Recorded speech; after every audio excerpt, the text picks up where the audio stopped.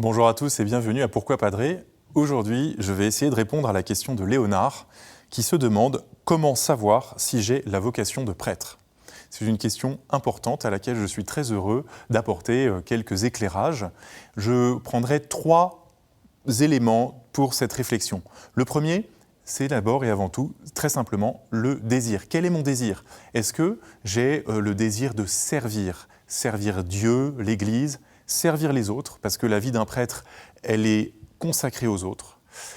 Est-ce que j'ai le désir de l'intimité avec Dieu, c'est-à-dire le goût de la prière, du silence, d'une certaine solitude en vue de mieux prendre du temps avec mon Seigneur?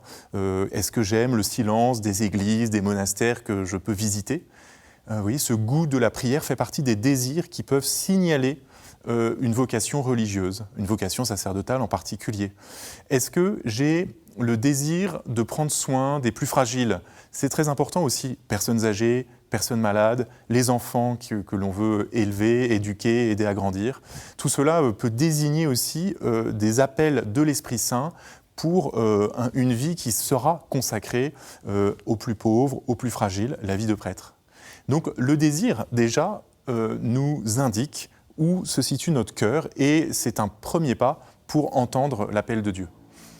Il y a une deuxième question qu'il faut se poser, elle est peut-être un peu plus grave, c'est qu'est-ce que je désire au fond? Quelle est l'inquiétude de mon cœur? Et je crois que en grandissant, en arrivant dans l'âge adulte, chacun est traversé par cette question. Mais que dois-je faire? Qu'est-ce que le Seigneur attend de moi? C'est la question du jeune homme riche dans l'Évangile. Maître, que dois-je faire pour avoir la vie éternelle, pour être sauvé? Il y a une inquiétude dans le cœur de l'homme de savoir quelle place Dieu lui donne, quelle vocation Dieu a pour lui. Et c'est une bonne inquiétude. Bien sûr, elle ne doit pas générer de peur, parce que le Seigneur ne nous parle jamais par nos peurs, mais il se peut qu'il nous parle par cette insatisfaction. Voilà, la vie que je mène aujourd'hui ne me satisfait pas. Je sens que je suis fait pour plus. Je dois creuser, je dois aller plus loin dans la recherche de la volonté de Dieu. Et là aussi, c'est dans la prière, sans doute, qu'on va pouvoir entendre des réponses, et aussi dans les choix de vie que nous faisons. On va laisser plus de place pour le Seigneur, pour la prière. Et peut-être que la troisième manière dont Dieu nous parle, c'est à travers les autres, ceux qui nous connaissent, ceux avec qui nous partageons notre vie, et qui peuvent sentir chez nous cette transformation du cœur qui indique une vocation de prêtre.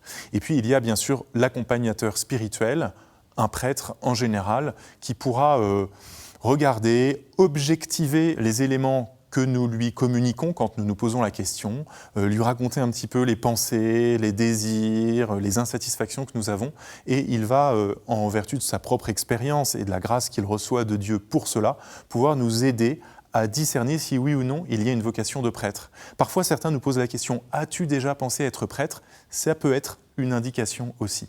En tout cas, il y a une chose qui doit nous guider, c'est la joie, puisque devenir prêtre, ça rend heureux.